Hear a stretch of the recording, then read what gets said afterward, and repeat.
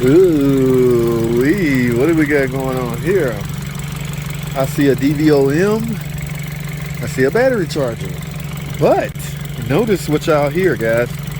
This thing is freaking running, right? Yeah. I'm not sure you should be charging a battery while the car is running. Where is he? I gotta get in his ear. Look at that, guys. Look at the location of this PCM. This is the car computer, guys. Do y'all see where it's located? Now, we talked about this before on another video, but that is interesting. And then I found out some of the Jeeps do the same thing, except for their PCM is housed over there, not on top of the freaking valve cover gasket. BMW. Look at that. Weirdo company, man. Weirdo company. Look at the little cold air intake filter right here, guys. All right, what's the thinking behind that? Okay, yeah, okay. The filter, the tunnel is being tunneled down there and going into the intake. What you doing, man? I just reflashed it. Oh, you're not charging it. Huh?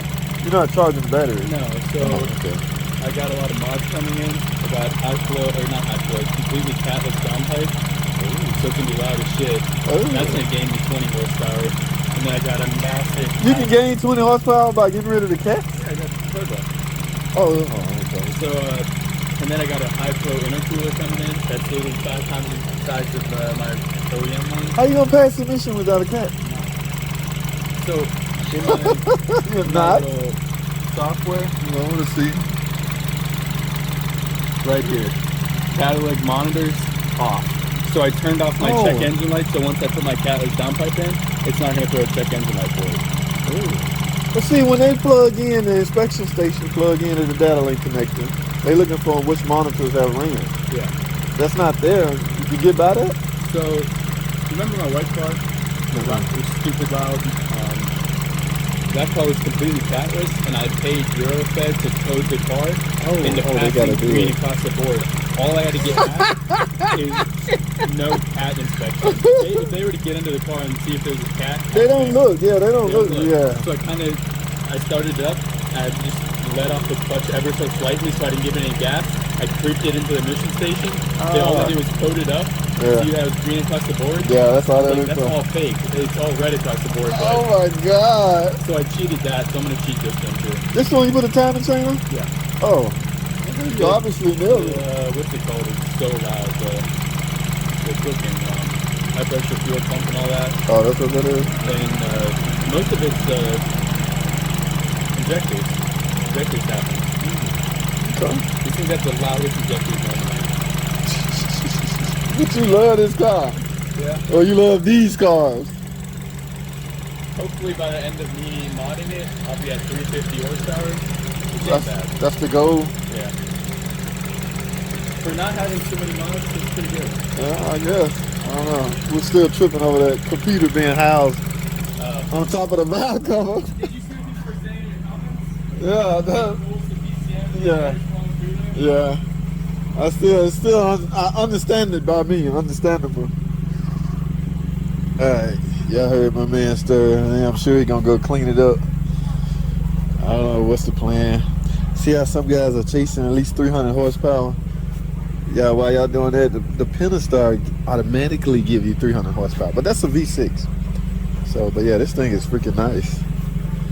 Now, I don't want to get all in this business, but check out the little neat. Alright, we'll see what happens, guys. Alright, y'all stay tuned.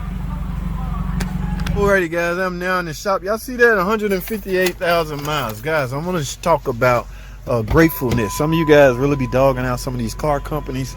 Alright, these car companies do things to with your safety in mind. Y'all see this? This is what I'm about to do to this Jeep.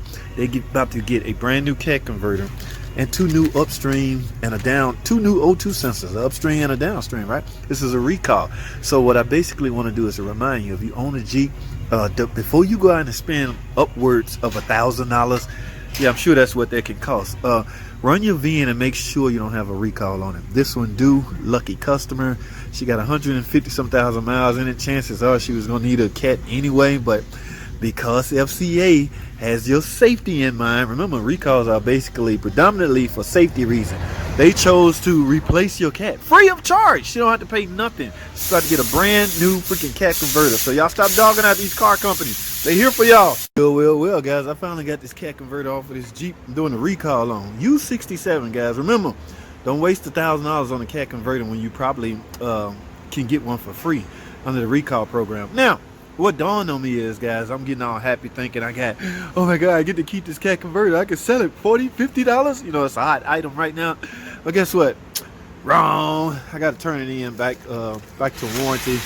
And they got to cut it up into pieces and send just the cat part back to, I don't know, the reman company that make them. I don't know, but I thought I'd get to keep these. I don't even think it's worth it anymore, guys. They put you through hell and high water just to sell a cat converter now. Last time I was at the scrap, y'all, he wanted my ID, my birth certificate, my driving license, my mama last name, my daddy last, my cousin Pookie, everybody. Yeah, I can't give you all that information just for a cat converter.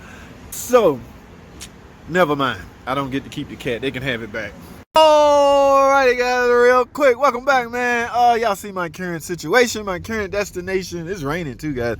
Brothers Motors, guys. We can fill this thing up. Remember, guys, a Hemi take like 7 quarts of oil. Alright, guys, here's the engine right here's a new one. Okay, yes, we got it prepped up and ready to go in.